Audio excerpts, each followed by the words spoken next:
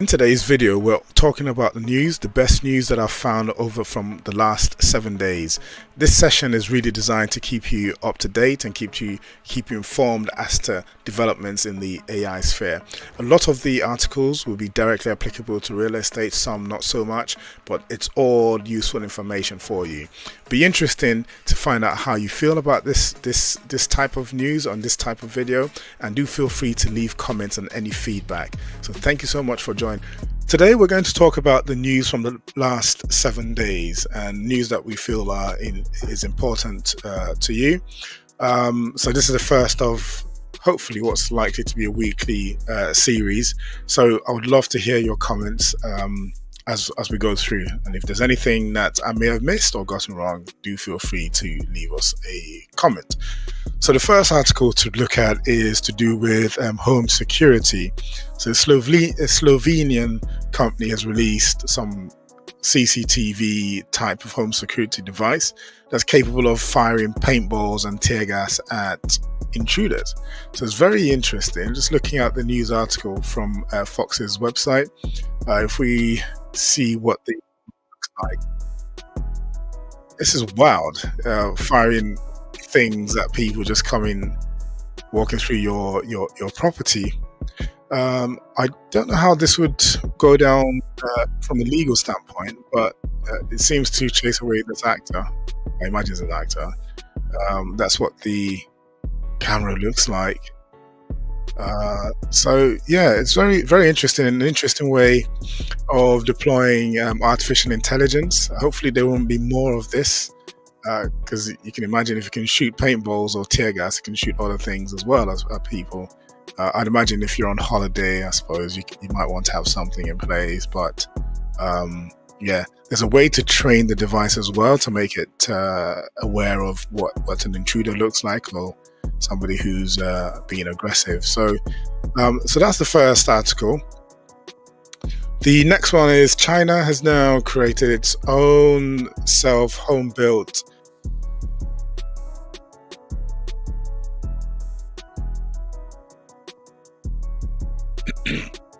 there is a bit of technological competition between many companies trying to develop these robots, so it'll be interesting to see what happens in the coming years.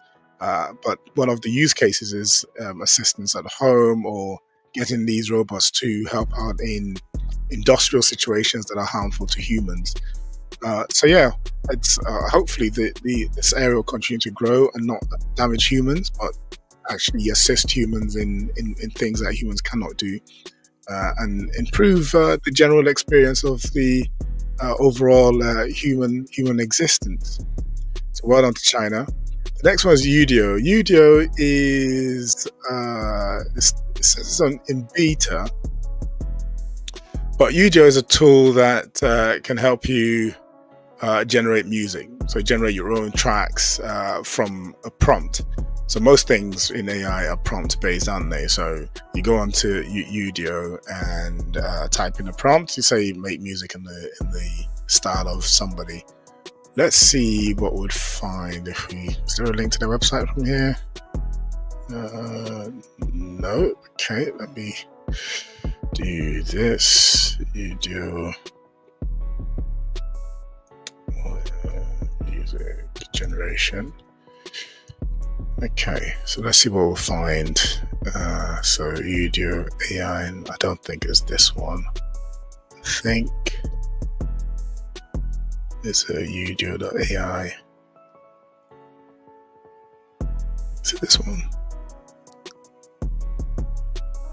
Yeah, so here you can just type in what you want. Okay, I'm not going to log in, but you can type in and visit the website udio.com, and you can hear different tracks that other people have produced.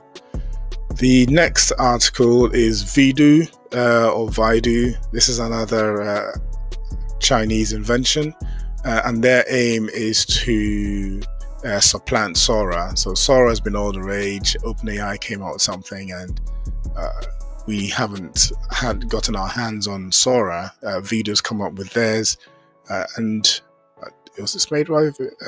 Vidu's come up with theirs, and let's see what this one looks like. But generally, the idea again is to create photorealistic movies just from prompts.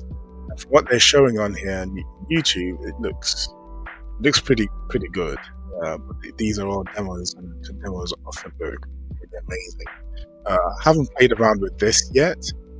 This is what Sora looked like. But again, that's not been released to anybody, so we don't know what the experience will be like. But yeah, so this is something to be aware of.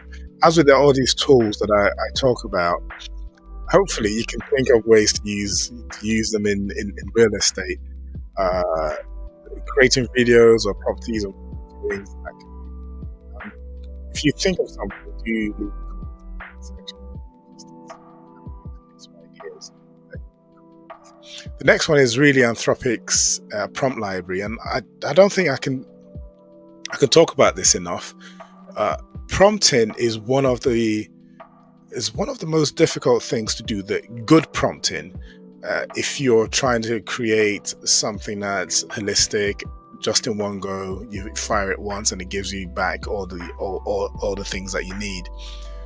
Prompting is an art form for many. For me, I do find it a bit difficult to get everything I want, so I have to keep asking and keep modifying my question until I get what I think I'm after. But if you, like me, struggle with prompts, there is this prompt library from Anthropic. You can come in here and search for a use case that you might have for any task you want to solve. So let's look at this career coach. Then look at the prompt. So the system prompt here says you'll be acting as an AI career coach named Joe, created by the company. So that's a system prompt, and then the user says, I keep reading all these articles about how AI is going to change everything, and I want to shift my career to be in AI. However, I don't have any of the requisite skills. How do I shift over? And then this is a sample output. You can also fire this off through the API to get the same information, and say Claude 3 Opus is coming soon to Bedrock. I think Bedrock is Amazon's AI platform. So these prompts, as you can imagine, can also be used in to query ChatGPT. So it's not just exclusive to this to Anthropic's Claude. But this is commendable because they do know that you can use a prompt anywhere and with any model or any chat model. So do feel free to play around with this and use it to learn how you can create your own prompts as well. So these are pretty good, I'd imagine. So here are other bits that I feel are worth knowing. The news article 6 is about Midjourney. So Midjourney historically tended to be Discord only. You had to download the Discord app and then go through Discord to make your queries and ask it to create whatever images you're interested in. So now they've released the website. It's saying it's coming soon. I think it's not yet released in Europe, but in America and some other territories, it's already there.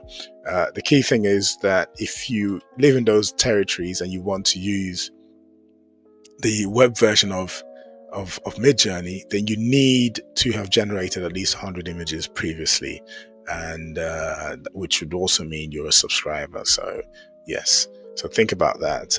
But the website is a welcome addition. So now you no longer have to use Discord. The next one is the AI tools. So these different form factors are on the screen. This is MKBHD's YouTube channel. So he reviews different gadgets and different tech gadgets, and he has been doing this for many years. Recently, he reviewed this gadget on the right. So that's the Humane pin, and he really gave it a very bad review, rightfully so. And he got a lot of pushback online for that. Just people just saying he'll kill the company with his reviews, but that's irrelevant. The product was a poor product. And then hot on the heels of the Humane AI pin is this Rabbit R1, which also got a bad review, as you can see from the title, barely reviewable. It's a poor product based on what his review shows. So these form factors are essentially organizations trying to come up with something that would replace the mobile or could be an alternative to your mobile. So on these devices, you can just speak to it and ask it questions, and it's expected to go onto the internet or go via a large language model to find the answer to any question you're asking. So things like, oh, R1 or whatever, rabbit, don't know what the trigger word is. What can I see? What can you see in front of you? And it will look through its camera to see what's in front of it and interpret it for you, which is fine when it's correct, but as was demonstrated, these devices are very slow and often can be incorrect. And his argument is that your mobile does all these things very, very well and in a reliable way. So why would you switch to these products? The other thing to note is these are version 1 of the product, so maybe things will get better in the coming years, but it doesn't seem like these things would be able to take the majority or mass market away from their mobiles onto the devices. And the other criticism was that to speak to it, you have to speak out and everybody will hear what you're saying. There isn't really any privacy when you have certainly the humane pin. So next piece of news is that Claude or Anthropic has released the iOS app version of their chatbot. Okay, so let's see what okay. So introducing the Claude iOS app. Come here. Yeah, so it's come to iOS. I don't think they've released an Android version. And they also released a team plan, so essentially multiple people can use the same account to generate different or for access to Anthropic's services. This final piece of news is Sam Altman saying in an interview that the current models would be the dumbest models they've ever had. So that sort of prepares us for the next set of models that are due to come out that are, from what he's saying, pretty much guaranteed to be better at near enough everything. So that's something to look forward to in the coming days. And then for you as a real estate professional or as a business person, you can see that these tools can be adopted within your business in different ways or in different forms to get that edge that you're after. So this brings to an end my first news series. Let me know your thoughts. Is it something I should continue doing? Was it informative? And if there's any feedback that you have in mind, do share, and I'm happy to make changes. So until next time, thank you very much and keep winning.